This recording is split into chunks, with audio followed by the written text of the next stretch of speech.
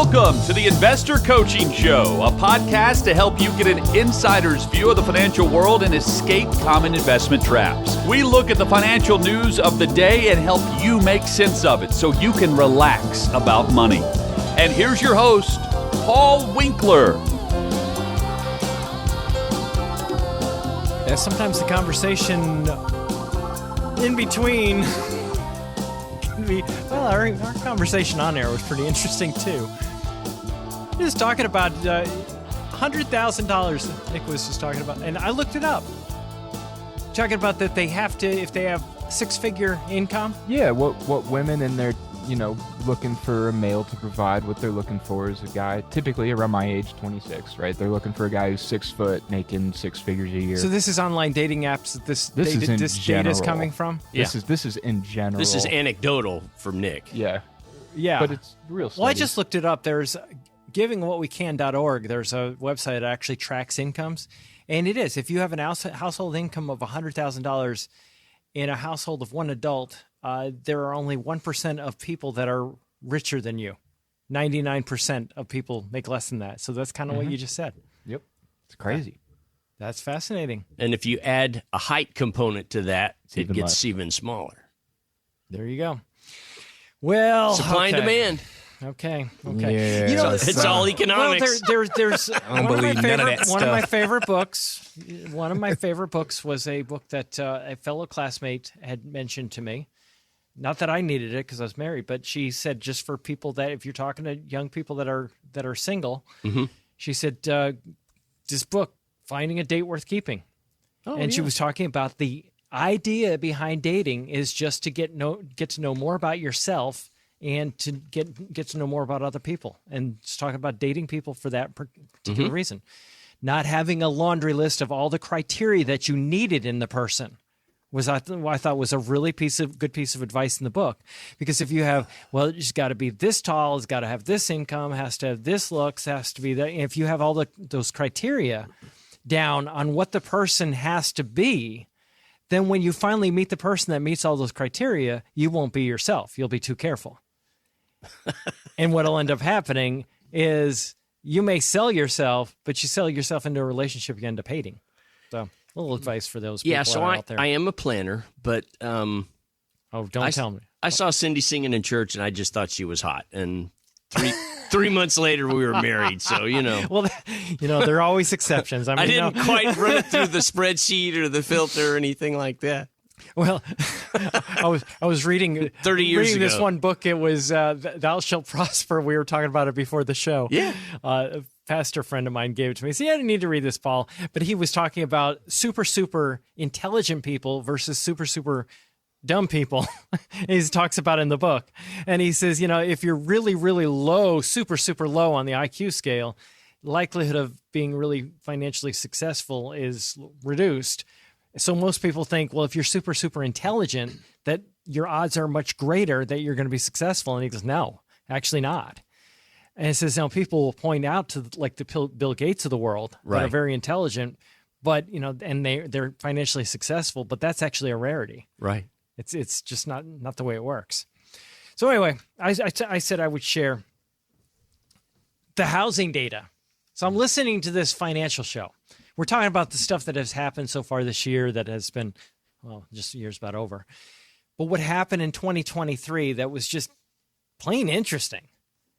I mean, look at housing, and you look at the inflation, and you look at how interest rates going up has trapped people in homes. Yes. So you're sitting there on a 2% mortgage. You ain't moving. I don't. 2.625. I'm not going anywhere. I'm stuck. But you weren't going anywhere anyway. I think about it. But anyway, so looking at that, you go, okay, so what are people doing? And this guy made a comment about new homes versus existing home sales. And I decided I just need to go search from data on this. And I did find this article that was written in USA Today. It was Great Housing Inventory Divide, New Construction versus Existing Homes. they said, now this is earlier this year, and we're doing a recap of the year. But this is March of 2023. 33% of homes listed for sale were new homes in various stages of construction. 33, a third of homes listed. Now, if you look from 2000 through 2019, that number is normally 13%. Wow. That's a huge difference. And there's still a shortage of housing. Yeah. So, and you look at that and go, wow, that has been a huge change from the historic norm. People buying new construction versus going into existing homes. So did you guys see the tech that will change your life in 2024? Maybe. So the Wall Street Journal had an article that was talking about. They said so what can we predict for 2024? AI, as far as AI, A-E-Y-E. AI can see. Can see. Yeah, isn't that good? We won't even pretend to know all things generative AI will do for your devices, our jobs, our lives, our elections, but we can promise you you won't be able to escape it. We'll see other things decline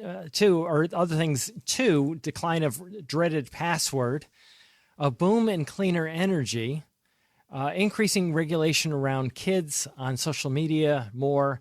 Apple will start selling $3,500 face computer that aims to change how we see the world. A face computer. Have you guys heard of that? I have to say no. Or at least our living rooms.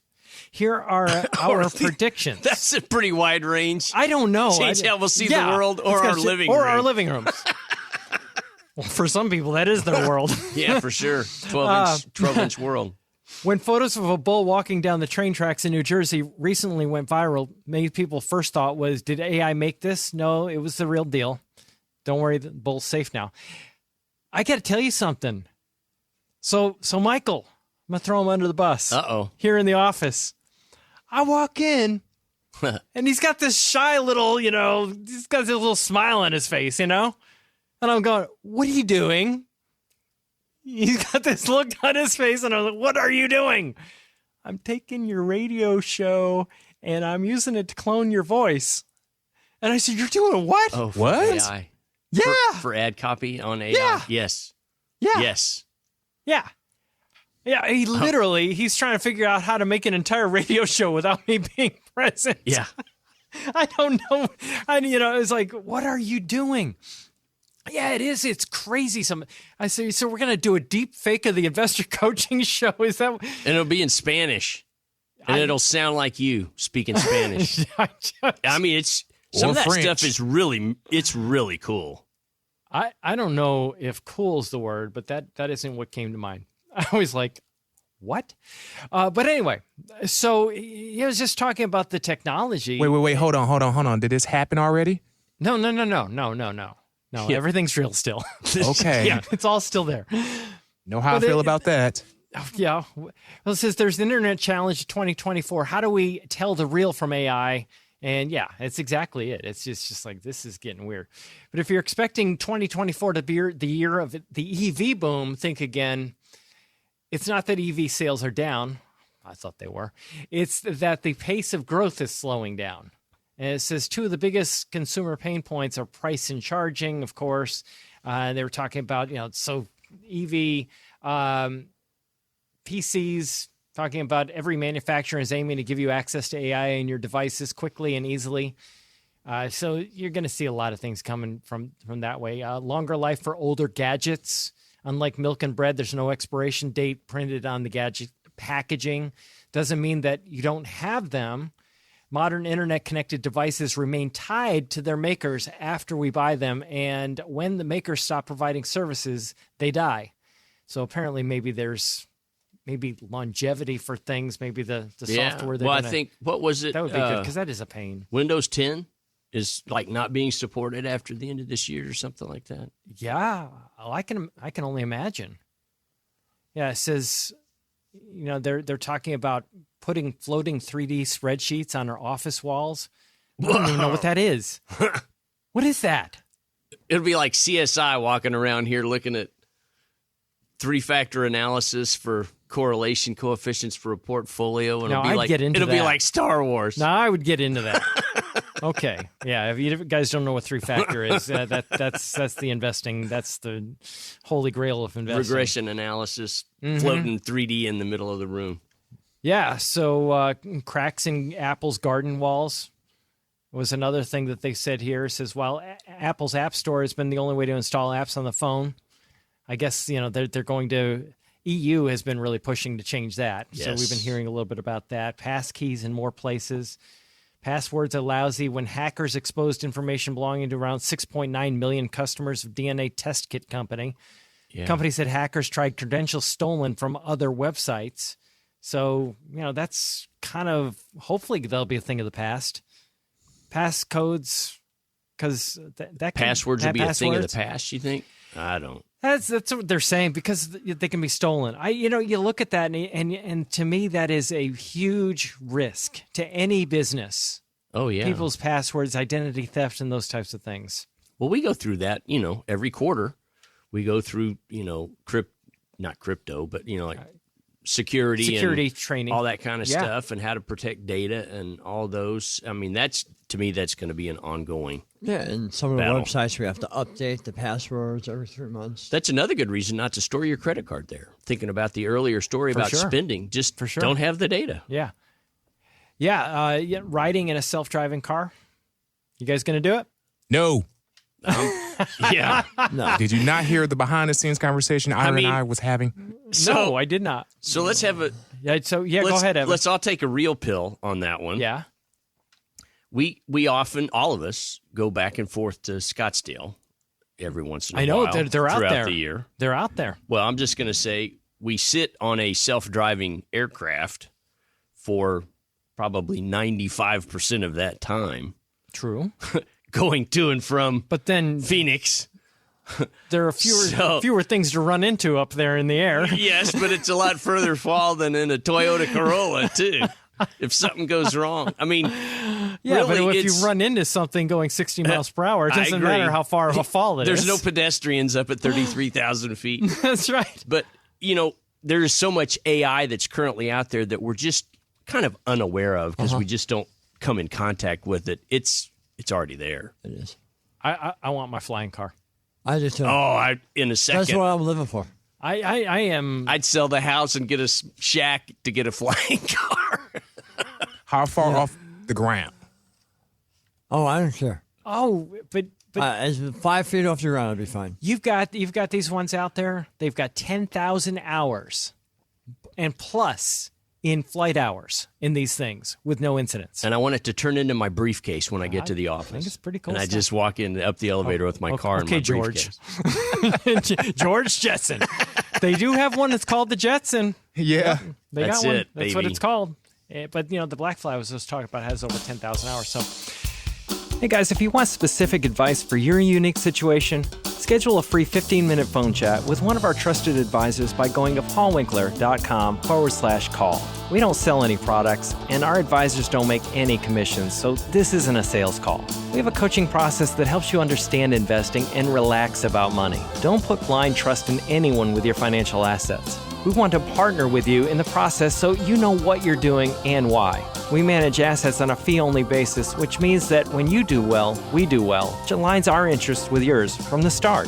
We also bring you into the financial planning process that gives you a clear plan so you can find the freedom to pursue your purpose. All our advisors are degreed planners too, with years of experience. So schedule a free 15-minute phone call with an advisor by going to paulwinkler.com/call. So Nick had to tell us about Apple Vision Pro, and I went and looked at a video of it. Isn't it cool? You ever heard of Zager and Evans?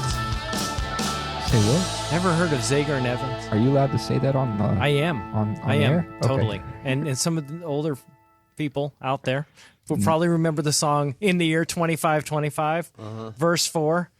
In the year 5550, your arms are hanging limp at your side. Your legs got nothing to do. Some machine's doing that for you. There you go, man. Same thing. Didn't have to get to 55. Just had to get to 2023. Transformer, robot in Nostradamus has disguise. nothing on Zagrin Evans. Is that what you're saying? Something like that. Zagrin Evans. Yeah. So, So you're saying there everyone is going to be a transformer? okay. So JR sent me an article about your New Year's goals, why you should make your 2024 goal a fresh start, going to the gym, eating healthier, smoking less, figuring out what the niece means when she says you're giving boomer. Whatever that means. There's no end This to is the a family show, resolutions. I Paul. have no idea. This is a family I show, could Paul. tell I know. you exactly I what have no that idea what means. that means. I know what it means. What does it mean? Nick, you go first. Giving boomer, Yeah. it means the way that you act is old. Yeah. Thank you. I embrace that. Your response guess to I- it I embrace was giving that. You know boomer. what? I guess as boomers sitting around this table, I'm that good would with make it. sense. I'm good Touch with it. some grass, man. No matter your goals, psychologists say the fresh start approach is the great way to achieve them, including goals you feel slipping away before the calendar even flips to February. So what's a fresh start? In one study, researchers offered university employees the opportunity to choose between increasing their contributions to a savings plan immediately or at a specified future point in time connected to a fresh start date. That framing increased the likelihood that they would choose to increase the contributions at some future point in time. I guess if it's just not going to happen immediately, I'll increase my contributions if it'll start in February, because that gives me January to mess around. You see what they're saying? So are they saying? I just want to clarify. Are Yes. they saying the delay caused them to be more in line with it, or the fact that they Yes. use the word Yes. fresh start? No, the delay. Okay. As long as it doesn't happen immediately. Yeah. It's- Interesting. It's kind of like if you tell me I've got to do something, but I won't have to do it till next week. Hey, we're going to go out someplace. And if you tell me I'm going to go next week, I'm fine. If you tell me I'm going right now, I'm like, oh, nah. I'm that way. I don't know if everybody's that way, but I'm that just seems really counterintuitive. not to me, because I am very much that way. If you tell me that I've got to go do something, but I've got a week or so before I've got to do it, it's in the future. I don't have to think about it right now. Okay. But that's just me. Isn't that kind of like procrastination? Nick's nodding yes. I was going to say, it's putting off saving for the future in the future. Yeah, but you're only putting it off like a month. That's no big deal. I don't know. It sounds like procrastination to me. It's like, I have to think about it right now. and Yes, then- but it's going to and happen. then next Thursday, it's No, like, no, but oh you- my but it- God, no, I got to but- rush to get this done No, but by Ira, it's tomorrow. going to happen. It's going to happen. You're going to increase the contributions. You tell your employer, start increasing my contributions to the 401k in February. All right. You're more likely to do that and be okay with that than you are saying start Well, them right away. most 401k applications now have a little box to check to increase it like 1% every I think that's year. great. Yes. Yeah, increase it 1% each year. You start off at 3, and next year you'll be contributing 4, and the next year after that 5, and yeah, that's a really good way. We see that from psychology studies. Now it says now that you've set your goal for a landmark date, how you pursue it will go a long way toward whether you achieve it. There are generally 2 ways to tackle the goals you've set for yourself. One yields more success than the other. Avoidance goals. This works well when it comes to your ex. It's not how you want to attack resolutions. Avoidance goals are stop eating sweets or watch less TV. Approach goals, instead of avoiding behavior, you create a new one. It's kind of the nature of pours a vacuum. You got to Yeah. have a new behavior. Your goals will be wanting to eat more vegetables or reading more books. I read someone was talking about reading. It was in that book that I was talking about, Thou Shalt Prosper. He actually makes a comment about that I thought was interesting, about reading books. Yeah. And just talking about how people that tend to be more financially successful do tend to read more Yeah. in general. It was an interesting paragraph, or maybe a couple of pages in that book. It's been a couple of years, but someone had gone over to a friend's house, or they were on a blind date or something like that, First date. and they had cleaned up the house so that they Yes. made a good impression and put everything away. Uh-huh. And the person came away thinking, well, they didn't have any books laying around anywhere. This person's probably not a good mate. candidate. And they had cleaned up the house to hide They everything. almost didn't Yeah, that's have a pretty funny. second date because of that. Yeah, that's exactly right. That's Quick really question, quick good memory. question. Yeah. Does comic books count? No. Oh, okay. Anime, none of that But counts. they No. should. I don't watch anime. I read a lot of comic No. books Well, because I have an old soul like that. there's always 2024. Oh, okay. Never mind. But I thought that was good. I mean, Yeah. just some things just to think about. Things that you have approach goals, things that you're going to start doing in 2024. Don't say I'm not going to do this. Say here's what I'm going to do, and start small. If you're going to clean up the house, that's a big goal. That's a lot of stuff. But I'm going to have a 15-minute cleaning period of time at 10 o'clock in the morning from 10 to 10:15, or from 6 o'clock at night from 6:15, or whatever. Yeah. And then just little by little, you'll get there. Inch by inch. It's a cinch. Life is hard by the yard. It's a cinch by the inch, as they say. Hey, this is Paul Winkler. Hope you enjoyed today's edition of the Investor Coaching Show. You want to learn more about what we do, go to our website, paulwinkler.com. You can watch some of the videos there, and if you're not already a client, you can set up a free initial consultation. Until next time, I'm Paul Winkler, reminding you that I believe that more educated investors are more confident investors, and confident investors are more successful investors. Have a great one. Advisory services offered through Paul Winkler, Inc., an SEC-registered investment advisor. The opinions voiced and information provided in this material are for general informational purposes only and not intended to provide specific advice or recommendations for any individual. To determine what investments are appropriate for you, please consult with a financial advisor. Paul Winkler, Inc. does not provide tax or legal advice. Please consult your tax or legal advisor regarding your particular situation.